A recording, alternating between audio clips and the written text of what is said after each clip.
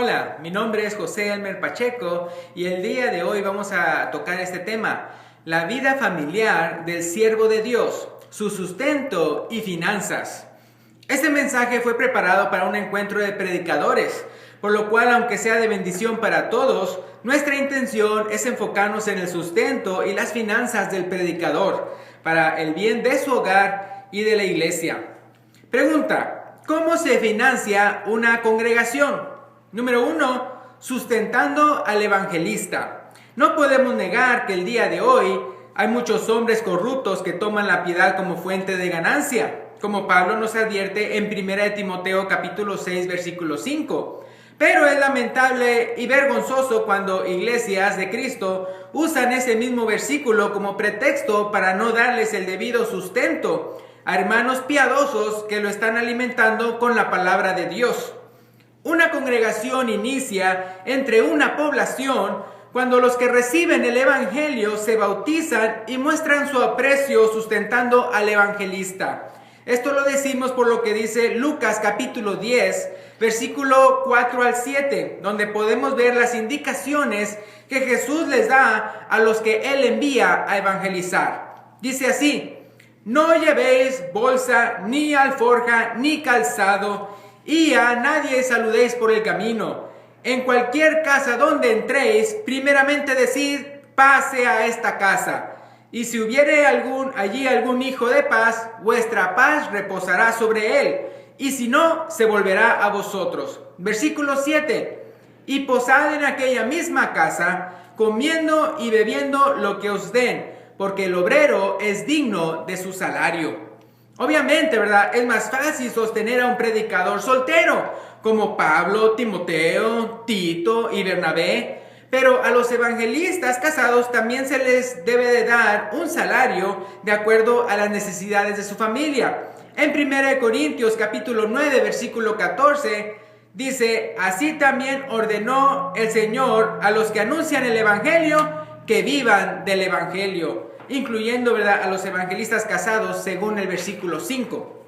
Al principio, el presupuesto del evangelista será estrecho, pero una vez que la iglesia se conforma de unas 10 familias, el evangelista puede recibir un salario completo, en especie o en efectivo. Pablo exhorta a las iglesias de Galacia diciéndoles, ahí en Gálatas 6:6, el que es enseñado en la palabra, haga partícipe de toda cosa buena al que lo instruye. Ahora, la versión Palabra de Dios para Todos lo dice así: el que está aprendiendo el mensaje de Dios debe compartir lo que tiene con el que le está enseñando. Ok, ese viene siendo el número 1, que es sustentando al evangelista, acerca de la pregunta de cómo se financia una congregación. El punto número 2 es ayudando a sus miembros pobres. Cuando una iglesia tiene miembros que no tienen que comer o que vestir, los hermanos que sí tienen los ayudan a satisfacer sus necesidades. Pero el que tiene bienes de este mundo y ve a su hermano tener necesidad y cierra contra él su corazón, ¿cómo mora el amor de Dios en él? Como dice 1 de Juan 3:17. Ahora, en Hechos capítulo 4, versículo 32, al inicio de la iglesia, podemos ver que la multitud de los que habían creído era de un corazón y un alma, y ninguno decía ser suyo propio nada de lo que poseía, sino que tenían todas las cosas en común. El punto número 3 es sosteniendo a sus ancianos. Una vez que el evangelista haya capacitado a la iglesia a tal grado que se nombran ancianos, la iglesia debe sostener a aquellos que se vayan a dedicar de tiempo completo a la enseñanza, como vemos en 1 Timoteo capítulo 5, versículo 17 y 18, que dice: los ancianos que gobiernan bien sean tenidos por dignos de doble honor, mayormente los que trabajan en predicar y enseñar. Pues la escritura dice: no pondrás bozal al buey que trilla, y digno es el obrero de su salario. Entonces, en el nombramiento de ancianos, pueda que el evangelista quede como uno entre ellos, como el apóstol como el apóstol Pedro. Pero si no es así, como el apóstol Pablo, el evangelista pueda que tenga como plan iniciar nuevas obras en otras poblaciones. El punto número 4, enviando evangelistas a otras poblaciones, ¿verdad? Una vez que la iglesia remunera a sus propios ancianos que trabajan predicando, la iglesia podrá financiar el envío de evangelistas a otras poblaciones. Eso lo vemos en Romanos capítulo 10, versículo 13 al 15. Y el ciclo de cómo se financia una congregación vuelve a repetirse. Ahora, una vez que la ofrenda se usa para lo que Dios autorizó en el Nuevo Testamento, cada congregación, según su presupuesto, puede usar el resto de la ofrenda para otras cosas, incluyendo la construcción o la renta de un local. Pero tengamos cuidado de no invalidar los mandamientos de Dios en cuanto al propósito de la ofrenda por andar gastándolo en otras cosas. Sería similar a que una familia estuviera gastando su dinero en una hipoteca y no tuviera dinero para comprar comida. Recordemos que cuando el apóstol Pablo no recibía el debido sustento de parte de la iglesia que ministraba, los amonestaba diciéndoles: he despojado a otras iglesias, recibiendo salario para serviros a vosotros. Eso lo dijo, ¿verdad?, en 2 Corintios capítulo 11, versículo 8. Es decir, él lo veía, el hecho de que él estaba ministrando una iglesia, pero recibiendo el salario de otra iglesia, como despojando a esas otras iglesias por andarle sirviendo a los corintios. Ahora, esto es algo también personal. La primera parte era en cuanto a cómo se financia una congregación. Eso hablábamos de acerca del sustento, ¿verdad?, de la familia del ministro. Ahora, la cosa es cómo cada uno entonces también tiene que administrar su dinero en 7 pasos bíblicos. Número 1, trabaja, ¿verdad? Ya sea en la iglesia o en un trabajo secular, para ser digno de un salario hay que trabajar. En 2 Tesalonicenses capítulo 3, versículo 10 dice: porque también cuando estábamos con vosotros os ordenábamos esto: si alguno no quiere trabajar, tampoco coma. Entonces esto queda si es un trabajo secular o si es un trabajo en la iglesia, ¿verdad? El ministro, ¿verdad?, que anda de flojeando y no quiere andar haciendo nada, entonces es él también, ¿verdad?, no es digno de su salario. Entonces hay que trabajar. Número 2, haz un presupuesto. Ganes lo que ganes, tienes que saber cuánto cuentas para saber qué tipo de gastos puedes hacer. En Lucas capítulo 14, versículo 28 dice: porque ¿quién de vosotros, queriendo edificar una torre, no se sienta primero y calcula los gastos a ver si tiene lo que necesita para acabarla? Los que no hacen un presupuesto siempre andan gastando de más y terminan con muchas deudas. Ok, número 3, da tu ofrenda a Dios. Necesitas, ¿verdad?, determinar qué porcentaje de tus ganancias vas a dar como ofrenda.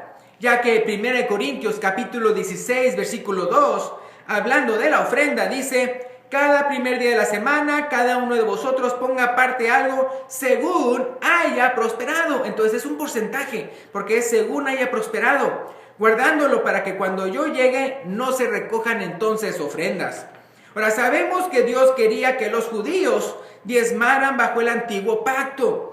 Pero si la iglesia está establecido sobre mejores promesas, como dice Hebreos 8:6, darle solo una décima parte de lo que ganamos a Dios se nos debería de hacer una miseria.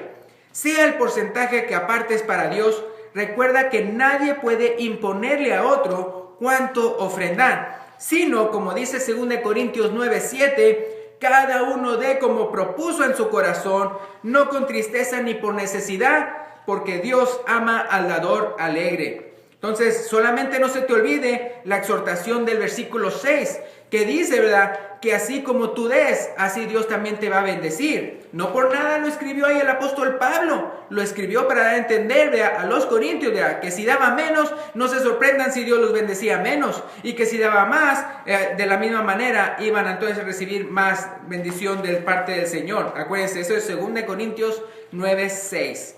El cuarto paso acerca de administra tu dinero en 7 pasos bíblicos. El número 1 era trabaja. El 2, haz un presupuesto. El 3, da tu ofrenda a Dios. Y el 4, suple las necesidades básicas de tu familia. Es decir, ropa y comida, Y conste que no estamos hablando de ropa de marca ni comida de restaurantes finos, sino como dice 1 Timoteo 6:8, así que teniendo sustento y abrigo, estemos contentos con esto. Y si tus papás ya están ancianitos, de tal manera que ya no pueden trabajar, necesitas proveerles para ellos también. Dice en 1 Timoteo 5:8, porque si alguno no provee para los suyos, y mayormente para los de su casa, ha negado la fe y es peor que un incrédulo. Y el punto número 5 es ayuda a los pobres. Bíblicamente el pobre es aquel que no tiene que comer o no tiene que vestir. A veces uno ayuda a los que no les falta ni comida ni ropa, lo cual no está mal. Pero Dios quiere que nos fijemos en los que en verdad no tienen nada. En Santiago 1:27 dice, la religión pura y sin mácula delante de Dios, el Padre, es esta: visitar a los huérfanos y a las viudas en sus tribulaciones y guardarse sin mancha del mundo. Algo que aprendí de mi papá es que es mejor dar en especie que en efectivo, y es mejor proveer de un trabajito al necesitado que darle dinero sin ningún compromiso. Ahora, el punto número 6 es ahorra. Es mejor ahorrar hasta tener la cantidad necesaria para comprar algo que andar pidiendo dinero y quedar mal. En Salmo 37:21, ¿verdad? Dice, ¿cómo, verdad? Es impío aquella persona que toma prestado y no paga. O, ¿verdad? Andando pagando con intereses. En Proverbios 22:7, ¿verdad? También, ¿verdad? Eso es lo que pasa, ¿verdad? Cuando uno entonces ya debe con intereses. También, ¿verdad? Uno debe ahorrar para las emergencias y para tener lo suficiente en tiempos de escasez laboral. Las hormigas trabajan durante el verano para tener lo suficiente en el invierno, cuando ya nadie puede trabajar. Esa enseñanza lo podemos ver en Proverbios capítulo 6, versículos 6 al 8. Y el punto número 7, acuérdense que es administra tu dinero en 7 pasos bíblicos. 1, trabaja. 2, haz un presupuesto. 3, da tu ofrenda a Dios. 4, suple las necesidades básicas de tu familia. 5, ayuda a los pobres. 6, ahorra. Y 7, disfruta el resto. Una vez que has realizado los 7 pasos anteriores, no tiene nada de malo de tener cosas que no sean necesidades básicas. Necesidades básicas vienen siendo comida y ropa. Dice, ya que como dice 1 Timoteo 6:17, para aquellos que tenían más que lo necesario, dice, nos da, hablando de Dios, dice, nos da todas las cosas en abundancia para que las disfrutemos. Por un lado, el que tiene abundancia no debe olvidarse de los pobres. Y el que no tiene abundancia no debe ser un envidioso. Y esto lo decimos ya que es una tragedia cuando esto llega a suceder aún entre predicadores. El último punto que quiero mencionar es, ¿quién debe administrar el dinero en la familia? Entre mis abuelos, mi abuelo era el que administraba el dinero. Entre mis padres, mi mamá era la que administraba el dinero. Y entre nosotros, mi esposa y yo, cada quien administra sus ingresos. A final de cuentas, el marido es el responsable ante Dios de ser el proveedor del hogar. Efesios capítulo 5, 28 y 29. Así como la mujer es la responsable de administrar bien el dinero como la mujer virtuosa. En Proverbios 31, 10 al 31 podemos ver eso. A veces en la pareja hay un gastón y un ahorrador. Y el sentido común dicta que lo debe de administrar el ahorrador. Pero si se trata del varón, no debe ser mezquino con su esposa. Y si se trata de la mujer, no debe olvidarse que su marido tiene la última palabra. Es muy importante que el matrimonio sepa manejar sabiamente el dinero, ya que el mundo está lleno de gente tramposa que sabe cómo seducir a las personas con falsas promesas. No te dejes engañar, sino primero infórmate en la iglesia si el gasto considerable que vas a hacer es realmente sabio o no. Por otro lado, Hebreos capítulo 13, versículo 5 dice, sean vuestras costumbres sin avaricia, contentos con lo que tenéis ahora, porque Él dijo, no te desampararé ni te dejaré. Hay quienes hasta se pelean por la herencia que les dejan sus padres, Y hasta en esos casos, la clara respuesta de Jesús está en Lucas 12:15, que dice: mirad y guardaos de toda avaricia, porque la vida del hombre no consiste en la abundancia de los bienes que posee. Mejor, como Moisés, tengamos por mayores riquezas los vituperios de Cristo, como dice Hebreos capítulo 11, versículo 26. Esperamos que haya sido de mucha edificación esta palabra. Que Dios los bendiga. Amén.